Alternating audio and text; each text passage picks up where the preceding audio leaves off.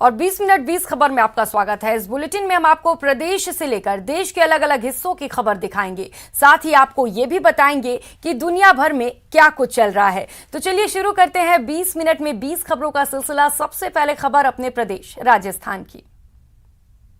Ajita, Rampuria, दुलुंडा, Rihanna, ख्यावदा, छापरदा, हनुतिया, बिचड़ी और गोखपुरा गांव में खड़ी गेहूं की फसल बर्बाद हो रही, जिससे किसान खून के आंसू रो रहे हैं। सूख रही अपनी फसल को बचाने में जुटे किसान महंगी कीमत पर डीजल खरीदकर अपनी फसल को बचाने का प्रयास कर रहे हैं, लेकिन कई किसान मजबूर हैं।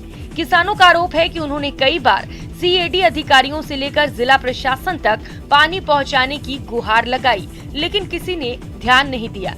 पानी की मांग कर रहे हैं तो सीएडी वाले ये बोलते हैं, एक्शन से बोलते हैं, जेन से बोलते हैं, इंसाफ से बोलते हैं, दो चार दिन बताते हैं, और हमारे बच्चों का पालन पोषण कैसे करेंगे जैसे फसल की तो ये स्थिति हो रही है सर। फसलों को पानी नहीं मिलने पर किसानों ने बूंदी लाखेरी मार्ग पर चक्का जाम करने की चेतावनी दी है। चक्का जाम करने की कोई आवश्यकता नहीं है, दूर दूर तक पानी पहुंच जाएगा। तो थोड़ा सा ये है कि पूरे एरिया में जब कलेक्टिव डिमांड आती है तो जैसे 8 दिन में हम पूरे एरिया को एक साथ पानी नहीं दे सकते हेड टू हेड। राजसमंद जिले की नाथद्वारा में विकास के नाम पर ऐतिहासिक इमारतों को ध्वस्त करने का खेल चल रहा है, जिसके विरोध में सामाजिक कार्यकर्ताओं ने मोर्चा खोल दिया है। श्री गोवर्धन राजकीय उच्च माध्यमिक विद्यालय को बचाने के लिए सामाजिक कार्यकर्ताओं ने कमर कस ली है।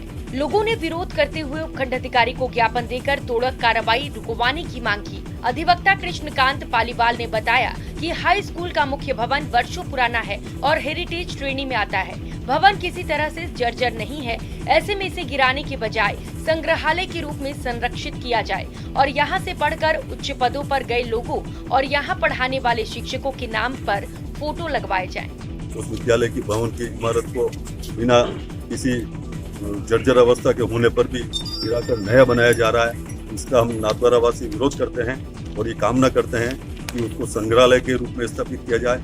आपको बता दें कि नाथद्वारा नगर के फौज मोहल्ले में स्थित श्री गोवर्धन राजकीय उच्च माध्यमिक विद्यालय का निर्माण सन 1923 में हुआ था, जिसे गिराकर यहां करीब 13 करोड़ की लागत से अत्याधुनिक सुविधाओं से युक्त नए विद्यालय भवन का निर्माण किया जा रहा है। सड़क हादसों में कमी लाने और वाहन चालकों को नियमों की जानकारी देने के लिए राजसमंद के रेलमगरा में बनाया गया प्रदेश का पहला ड्राइविंग इंस्टीट्यूट अपनी बदहाली पर आंसू बहा रहा है। वाहन संचालन का प्रशिक्षण देने के लिए सिंगल, डबल और 4 लेन सड़क का निर्माण किया गया। जेब्रा क्रॉसिंग बनाई गई, लेकिन सड़क पूरी जर्जर हो चुकी है। हरी, पीली और लाल लाइटें भी महीनों से बंद पड़ी हैं। ऐसे में सवाल ये है कि जब सिग्नल लाइटें ही खराब हैं, तो चालकों को प्रैक्टिकल रूप से प्रशिक्षण कैसे दिया जाता है। जी हाँ, इंस्टीट्यूट में जहाँ चालकों को सुरक्षित ड्राइविंग का प्रशिक्षण दिया जाता है, वो ट्रैक ही बुरी तरह से क्षतिग्रस्त और बदहाल हो चुका है। ऐसे में पूरी प्रशिक्षण व्यवस्था ही सवालों के घेरे में आ गई है। सवाल है कि क्या ड्राइविंग प्रशिक्षण के नाम पर सिर्फ खाना पूर्ति हो रही है, क्योंकि न तो ट्रैक सही है और न ही ट्रैफिक सिग्नल लाइटें चालू हैं। प्रशिक्षण वाहन भी खराब पड़े हैं। इसके बावजूद न तो जिम्मेदार कंपनी गंभीर है और न ही परिवहन विभाग के अधिकारी ध्यान दे रहे हैं। नहीं, ये मैंने भी देखा था, आपने भी ध्यान में लाया है। इसको जांच करवाएंगे, नहीं होगा तो आगे लिखेंगे मोर्च में और इनके संचालक को भी बताएंगे। लाइटें वगैरह आप बता रहे हैं, उसकी भी जांच करेंगे। गाड़ियों के लिए तो मैं खुद देख के आया था, गाड़ियाँ रिपेयर कराने के लिए भी बोल के आया हूँ। दूध को संपूर्ण आहार कहा जाता है। ये बच्चों और बड़ों दोनों की सेहत के लिए काफी फायदेमंद रहता है। ऐसे भी लोग हैं जो कोरोना से पहले भी रात में सोते समय नियमित रूप से दूध का सेवन करते हैं। तमाम लोग ऐसे हैं जो उपलब्ध होने के बाद भी दूध पीने से परहेज रखते हैं, लेकिन कोरोना संक्रमण काल में चिकित्सकों ने सभी लोगों को अपनी इम्यूनिटी बढ़ाने के लिए रात में सोने से पहले हल्दी मिला हुआ दूध का सेवन करना काफी फायदेमंद बताया है। लेकिन अब जो तस्वीरें आपके टीवी स्क्रीन पर नजर आ रही हैं, वो परेशान करने वाली हैं। जी हाँ, दौसा से दूध गुणवत्ता की जांच के नाम पर लोगों की सेहत से खिलवाड़ का वीडियो सामने आया है। ये वीडियो पायस दूध के ओम शिव चिलिंग सेंटर का है, जहाँ दूध की जांच के नाम पर उसे जूठा कर दिया जाता है। यहाँ मौजूद कर्मचारी दूध के केन से दूध लेकर मुंह में चखता है और फिर उसी पात्र को दूसरी केन में डालता है और फिर से दूध चखता है। कोरोना जैसी महामारी के दौर में ये संक्रमण फैलाने जैसी हरकत है। जब कर्मचारी से दूध को चखने का कारण पूछा जाता है, तो वो इसे गुणवत्ता जांच का माध्यम बताता है, जबकि दूध की जांच के लिए मशीन की व्यवस्था होनी चाहिए। कोरोना की तीसरी लहर में भले ही एयरपोर्ट पर यात्री भार कम हो रहा है, लेकिन वर्तमान फ्लाइट्स की संख्या और यात्रियों की तादाद को देखते हुए जयपुर एयरपोर्ट अब छोटा पड़ने लगा है। हालांकि 2 टर्मिनल बनाए गए हैं, लेकिन फिलहाल एक ही टर्मिनल काम कर रहा है। दूसरी सबसे बड़ी समस्या एयरपोर्ट पर एक ही रनवे का होना है। दिन में कुल 57 फ्लाइट्स शेड्यूल होती हैं, जिसमें डोमेस्टिक और इंटरनेशनल दोनों फ्लाइट शामिल हैं। किसी भी एक फ्लाइट की थोड़ी भी देरी होने पर दूसरी कतार में लगी सभी एयरलाइंस को उड़ान के लिए इंतजार करना पड़ता है और लैंडिंग वाली फ्लाइट्स को भी हवा में चक्कर लगाने पड़ते हैं। नियमित फ्लाइट्स के अलावा अक्सर कोहरे, आंधी या तकनीकी खराबी के कारण दिल्ली और आसपास के एयरपोर्ट से फ्लाइट डाइवर्ट होकर जयपुर पहुंचती है। कभी कभी तो जयपुर एयरपोर्ट पर फ्लाइट्स की तादाद 100 से ज्यादा पहुंच जाती है। हाल ही में जयपुर में हुए प्रफुल्ल पटेल के बेटे की शादी में नियमित फ्लाइट्स के अलावा लगभग 40 चार्टर प्लेन जयपुर पहुंचे थे। ऐसे में ये एयरपोर्ट इतना प्रेशर कैसे झेल पाएगा? अब ऐसे में जयपुर एयरपोर्ट को भविष्य की उड़ानों के लिए तैयार करना है तो एक दूसरे रनवे की दरकार रहेगी। कोरोना के बढ़ते खतरे के बीच बंद किए गए मेहंदीपुर बालाजी मंदिर को 21 दिन बाद श्रद्धालुओं के लिए फिर से खोल दिया गया है। सुबह मंगला आरती के बाद से श्रद्धालुओं को मंदिर में एंट्री दी गई, जहां कोरोना गाइडलाइन की सख्ती से पालना की गई। श्रद्धालुओं की सुरक्षा को ध्यान में रखते हुए वैक्सीन की दोनों डोज का सर्टिफिकेट दिखाने पर ही मंदिर में प्रवेश दिया जा रहा है। साथ ही मास्क, 2 गज की दूरी और सैनिटाइजर का उपयोग सख्ती से करवाया जा रहा है। आपको बता दें कि कोविड के चलते प्रशासन ने श्रद्धालुओं की भारी भीड़ को देखते हुए 11 जनवरी को मंदिर में श्रद्धालुओं के प्रवेश पर पूरी तरह से रोक लगा दी थी और दर्शनों के लिए मंदिर के पट बंद कर दिए गए थे। मंदिर बंद होने से नाराज व्यापारियों ने उनकी रोजी रोटी पर संकट गहराने की बात कही थी और दौसा जिला प्रशासन, क्षेत्रीय विधायक और महिला विकास मंत्री ममता भूपेश के साथ ही सांसद किरोड़ीलाल मीणा को भी ज्ञापन सौंपकर मंदिर खुलवाने की मांग की थी। बालाजी धाम में हम दूर से दर्शन करने आए तो बाबा का दरबार खुला मिला, हमें बहुत अच्छा लगा, जिससे बाबा के दर्शन हुए और बाबा के दर्शन करने के बाद यहाँ पे कोरोना गाइडलाइन की पालना हो रही है। झुंझुनू के पिलाने स्थित CSIR सीरी के वैज्ञानिकों ने थर्मोनिक एमीटर सिस्टम के विकास में सफलता हासिल की है। जी हां, मोदी के मेक इन इंडिया अभियान के बेहतर परिणाम आने लगे हैं। झुंझुनू के पिलाने स्थित central electronics engineering research institute यानी सीरी ने नई तकनीक विकसित की है। सीरी ने थर्मियोनिक एमीटर्स को विकसित किया है। इस तकनीक से भारतीय अंतरिक्ष अभियानों को नए पंख लगेंगे। ये तकनीक इसरो के अंतरिक्ष अभियानों के लिए बड़ी सफलता है। इस तकनीक को अभी तक विदेशों से इंपोर्ट किया जाता था, अब सीरी ने भारत में ही विकसित कर दिया है। तकनीक को इसरो को सौंप भी दिया गया है और परीक्षण भी कर लिया गया है। इसरो के मापदंडों पर सीरी की बनाई हुई तकनीक खरी उतरी है। ये तकनीक अंतरिक्ष में लॉन्च विकल्प में काम आएगी। इससे अब भारत के अंतरिक्ष अभियानों में विदेशी निर्भरता समाप्त हो जाएगी। ये मुझे बताते हुए बड़ा हर्ष का अनुभव हो रहा है कि हमारे वैज्ञानिकों द्वारा बनाया गया कैथोड थर्मियोनिक एमीटर ISRO के जो क्वालिटी परीक्षण है उनको पास किया है। ये है ऑटोमेटिक डस्टबिन। अगर इस डस्टबिन के पास से गुजरेंगे तो ये आपको अपने भीतर कचरा डालने के लिए आग्रह करेगा।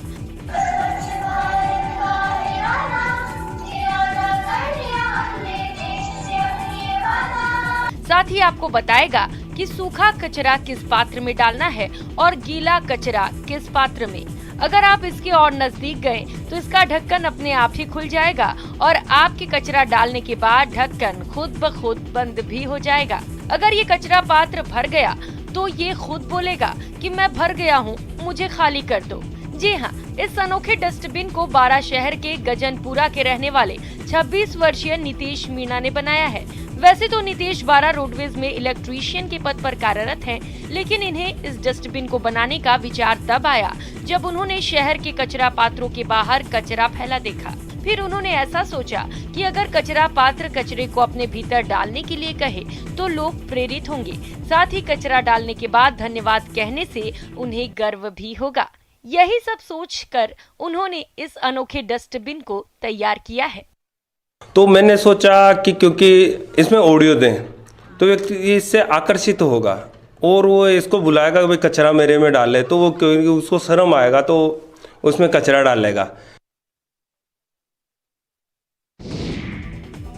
जैसलमेर कलेक्टर डॉक्टर प्रतिभा सिंह के मुताबिक 14 से 16 फरवरी तक मरो महोत्सव का आयोजन किया जाएगा।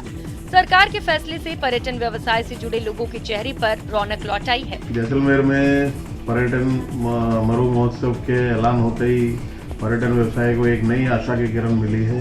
जो जनवरी में थोड़ा स्लो डाउन हुआ था कोरोना के कारण, नई गाइडलाइन के कारण, स्लो मोशन को गति मिलेगी और टूरिस्ट बढ़ेगा। जैसलमेर में जो आगामी 2-2.5 महीने जो सीजन के रह गए हैं, इससे बिग इम्पैक्ट पड़ेगा। फरवरी में मरू महोत्सव का आयोजन सरकार की जो पहल है और जिला कलेक्टर महोदया की जो पहल है, उसका हम सभी पर्यटन व्यवसायी तहे दिल से धन्यवाद ज्ञापित करते हैं। गौरतलब है कि कोरोना की तीसरी लहर के कारण मरू महोत्सव के आयोजन पर संकट के बादल घिराए थे। आपको बता दें कि इस साल 6 जनवरी को ही कोरोना की तीसरी लहर ने जैसलमेर में दस्तक दे दी थी, जिससे सैलानियों की आवक पूरी तरह से थम गई थी। गौरतलब है कि विश्व पर्यटन मानचित्र पर विशिष्ट पहचान बना चुकी स्वर्ण नगरी में विख्यात मरू महोत्सव का आयोजन 3 दिन तक रहता है। इस साल मेले में करीब 35,000 देसी विदेशी पर्यटक की आवक और पर्यटन उद्योग को 25 करोड़ की कमाई होने की उम्मीद जताई जा रही है।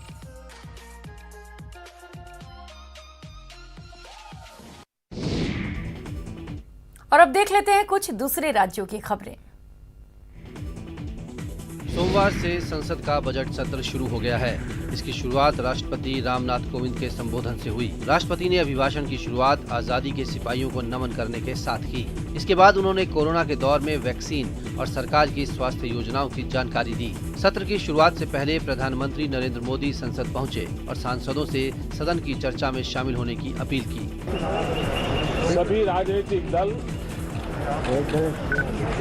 खुले मन से उत्तम चर्चा करके देश को प्रगति के रास्ते पर ले जाने में, उसमें गति लाने में अवश्य मददरूप होंगे। 1 फरवरी को सुबह 11 बजे लोकसभा में वित्त मंत्री निर्मला सीतारमण वर्ष 2022-23 का आम बजट पेश करेंगी। ये उनका चौथा बजट होगा। इस बार भी बजट पिछले साल की तरह ही पेपरलेस होगा। कोरोना की वजह से बजट सत्र को 3 चरणों में बांटा गया है। पहला चरण 31 जनवरी से, दूसरा चरण 11 फरवरी से और तीसरा चरण 14 मार्च से शुरू होगा। ये सत्र 8 अप्रैल को खत्म होगा। कर्नाटक की राजधानी बेंगलुरु से एक दिल दहलाने वाला वीडियो सामने आया है। वीडियो में एक ट्रैफिक पुलिस का जवान एक दिव्यांग महिला को बुरी तरह से पीटते हुए दिख रहा है। वीडियो के सामने आने के बाद लोग बिफर पड़े हैं और जवान की जमकर आलोचना कर रहे हैं। बेंगलुरु के ट्रैफिक पुलिसकर्मी को एक महिला को लात मारते हुए वीडियो सामने आया है। जानकारी के मुताबिक पहले महिला ने जवान को पत्थर मारा, जिसके बाद गुस्साए पुलिसकर्मी ने महिला को पीट दिया। इस घटना के सामने आने पर अब जवान को सस्पेंड कर दिया गया है। इस घटना का वीडियो भी सोशल मीडिया पर वायरल हो रहा है। घटना 24 जनवरी को एसजे पार्क थाना क्षेत्र के टाउन हॉल के पास की है। थावे छपरा रूट पर एक्सप्रेस ट्रेन से कटकर एक इंटर छात्र की दर्दनाक मौत हो गई। मृतक की शिनाख्त कोयनी गांव निवासी सोनू कुमार के रूप में हुई है। वो खेत से घर लौट रहा था। कान में ईयरफोन लगाकर रेलवे ट्रैक से गुजर रहा था। तभी उसी ट्रैक पर हॉर्न बजाती ट्रेन गुजर रही थी, लेकिन ईयरफोन की वजह से ये युवक ट्रेन की आवाज नहीं सुन सका। इस घटना से पूरे गाँव में कोहराम मच गया। नाराज परिजन हंगामा मचाने लगे। थावे जीआरपी के जवानों ने हालात को संभाला और शव को पोस्टमार्टम के लिए भेज दिया। हेडफोन लगाया था कान में, ऐसी से तब तक ट्रेन उधर से आया, कुहासा का समय था और एक्सीडेंट हो गया। उसको अंदाजा नहीं मिला कि भाई ट्रेन पास कर रहा है बगल से। गोपालगंज के होनहार इंटर स्टूडेंट सोनू कुमार की परीक्षा 1 फरवरी से शुरू होने वाली थी, लेकिन ईयरफोन ने उसकी जान ले ली। इस हादसे ने गोपालगंज के ग्रामीणों को हिलाकर रख दिया है।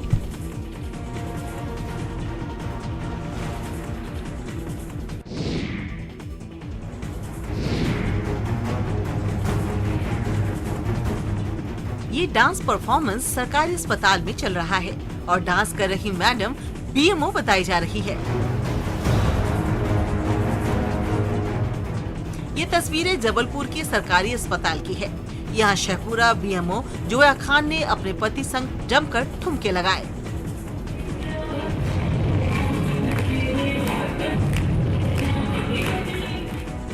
डांस के साथ अस्पताल में खूब गाने गूंजे। शोर शराबे से मरीज परेशान होते रहे, लेकिन इन्हें इसकी परवाह नहीं थी। बीएमओ मैडम बेफिक्र होकर डांस करती रहीं।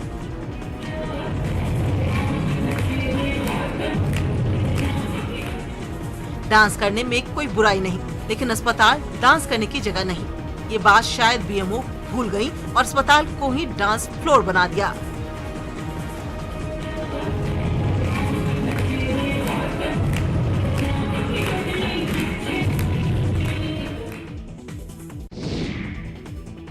हिमाचल प्रदेश के जिला ऊना मुख्यालय के साथ सटे गांव लोअर अरनियाला और लोअर कटला कला को भी अब बरसाती पानी की समस्या से निजात मिलने का मार्ग प्रशस्त हो गया है। वित्त आयोग के अध्यक्ष सतपाल सिंह सत्ती ने लोअर अरनियाला पहुंचकर ऊना शहर जल निकासी योजना कार्य प्रथम चरण की भूमि पूजन की। जल निकासी योजना के पहले चरण की करीब 831 करोड़ रुपए की लागत आएगी। आज पहला ड्रेन जो हमारा लोअर अरनियाला दर्शन नगर से शुरू होगा, ये हमारा नीचे लाल सिंह की खड्ड को टच करेगा जाकर के। सारा पानी हम लोगों ने स्वां को लाल सिंह की खड्ड को डालना है, तो 8 करोड़ 31 लाख रुपया इसके ऊपर लग रहा है। गौरतलब है कि बरसाती पानी के चलते इस समूचे क्षेत्र में जहां जल भराव की समस्या से लोगों को जूझना पड़ता है, वहीं इसके साथ साथ हमीरपुर रोड से लेकर टक्का रोड तक सभी खेत पानी में डूबे रहते हैं। खेतों में जल भराव की समस्या के कारण किसानों को भी हर साल लाखों रुपए का नुकसान उठाना पड़ता है। अनगढ़ा का गेतल सूद डैम सिर्फ रांची वासियों की प्यास नहीं बुझाता, बल्कि अनगढ़ा के 70 से ज्यादा परिवारों को रोजी रोटी भी देता है। दरअसल महेशपुर के मछुआरे परिवार गेतल सूद डैम के पानी में पैन कल्चर और केज कल्चर के जरिए मछली पालते हैं और उसे मार्केट में बेचकर अपना पेट भरते हैं। केज तकनीक के जरिए मछलियों का उत्पादन बड़े पैमाने पर होता है और अनगढ़ा के मछुआरे मालामाल हो जाते हैं। लड़का सब का काम है कि भाई मछली मारना, पालना, और लेडीज लोग का काम होता है कि मछली को यहाँ से लेके सेल आउट करना बाजार पे।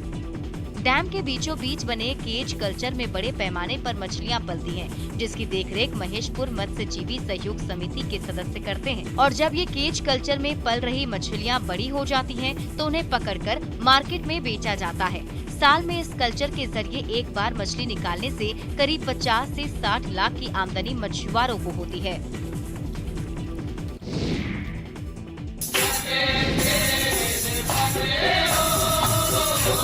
छोटी काशी के नाम से विख्यात हिमाचल के मंडी शहर में शिवरात्रि महोत्सव की तैयारियां शुरू हो गई हैं। प्रसिद्ध बाबा भूतनाथ मंदिर में रोज 1 महीने तक विश्व के सभी ज्योतिर्लिंगों के दर्शन होंगे। पहले दिन अधिष्ठाता बाबा भूतनाथ मंदिर में शिवलिंग पर 40 किलो से अधिक शुद्ध देसी मक्खन से गसोता महादेव हमीरपुर का स्वरूप उकेरा गया। पहले दिन 21 किलो शुद्ध मक्खन चढ़ाया जाना था, लेकिन श्रद्धालुओं की ओर से चढ़ावे में मक्खन ज्यादा एकत्रित हो गया।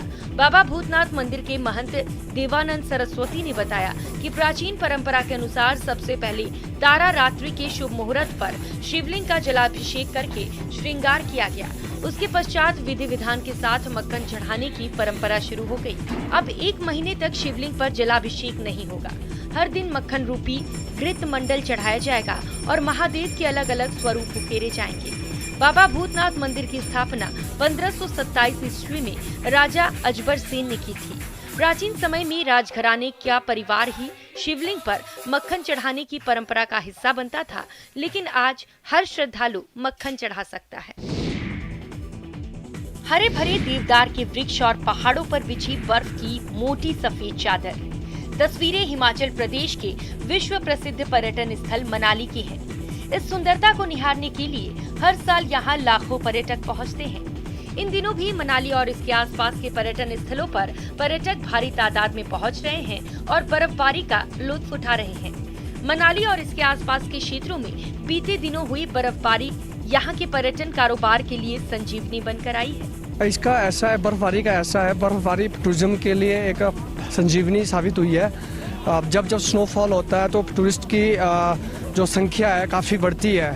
पिछले कई सालों से बर्फबारी बहुत अच्छी हुई है और सभी को रोजगार मिल रहा है यहाँ पे, स्कीइंग, पैराग्लाइडिंग, सभी एडवेंचर जो भी है। बर्फबारी न केवल पर्यटन कारोबार के लिए फायदेमंद साबित हो रहे हैं, बल्कि घाटी के बागबान भी इस बर्फबारी का फायदा उठा रहे हैं।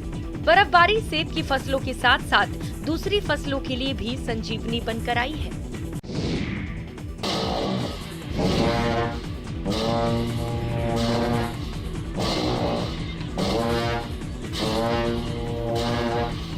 गीत, संगीत, अनुष्ठान, आस्था मौसम पर भारी है। तस्वीरें लद्दाख की स्पुतिक गस्टर की हैं। उत्सव से पहले बौद्ध भिक्षुक लंबे समय तक ध्यान और प्रार्थना करते हैं। उत्सव के दिन वो बेल बूटेदार जरी से निर्मित परिधान पहनते हैं, सिर पर भयंकर मुखौटे और हाथों में प्रतीकात्मक वस्तुएं धारण करते हैं। इस तरह भयावह रूप धरकर वो दुष्ट आत्माओं को डराते हैं और उन्हें वहां से भगा देते हैं।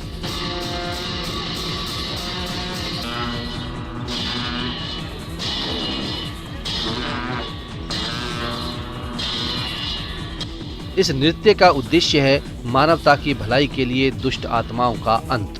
2 दिवसीय त्योहार का मकसद बौद्ध समाज में शांति और भाईचारे को कायम रखना है, ताकि समाज नित नए प्रगति के आयाम तय करे। हिमालय के बौद्ध मठ, जो अमूमन शांत होते हैं, इस उत्सव के समय जीवंत हो उठते हैं। रंग बिरंगे चटक और भव्य परिधान धारण किए लामा संगीत के सुरों पर थिरकते और झूमते हुए नजर आते हैं। गौरतलब है कि लद्दाख के लोग अपने कल्चर से बहुत प्यार करते हैं, चाहे डेली रूटीन हो या फिर कोई फेस्टिवल। ये अपनी परंपरा को निभाने से पीछे नहीं हटते। और अब देख लेते हैं कुछ दूसरे देश की प्रमुख खबरें। कनाडा की राजधानी ओटावा में प्रदर्शनकारियों से घिरे वहां के प्रधानमंत्री जस्टिन ट्रूडो के अपने परिवार के बाकी सदस्यों के साथ घर छोड़कर जाने की खबर है। उन्होंने कनाडा में कोरोना से जंग में वैक्सीनेशन को जरूरी कर दिया है, जिसके बाद उनके फैसले का बड़े पैमाने पर विरोध होने लगा और कनाडा के प्रधानमंत्री जस्टिन ट्रूडो के विरोध में हजारों लोग सड़कों पर उतर आए। हाथों में देश का झंडा लिए प्रदर्शनकारियों ने प्रधानमंत्री के घर का घेराव किया। 20,000 से ज्यादा ट्रक ड्राइवर भी इस विरोध प्रदर्शन का हिस्सा बने। उन्होंने प्रधानमंत्री के घर के आसपास और नेशनल वॉर मेमोरियल के ग्राउंड में अपने ट्रक पार्क कर दिए। ट्रक ड्राइवरों ने वहां की संसद पार्लियामेंट हिल के बाहर भी लगातार हॉर्न बजाकर विरोध जताया। इन ट्रक ड्राइवरों के समर्थन में बड़ी संख्या में लोग एक हाईवे के ओवरपास पर जुट गए।